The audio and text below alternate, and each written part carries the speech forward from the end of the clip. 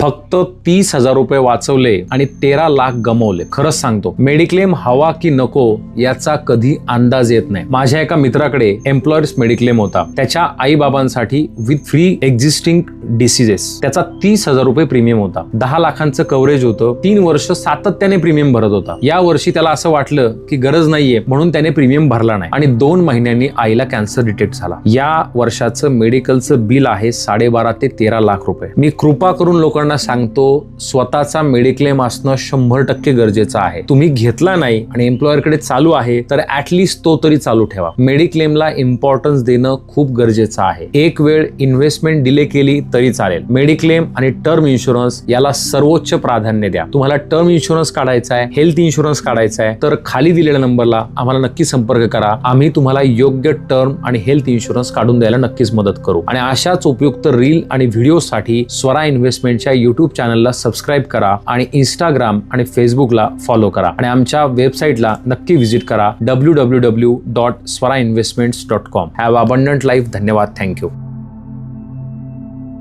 Mutual fund investments are subject to market risks. Read all scheme related documents carefully.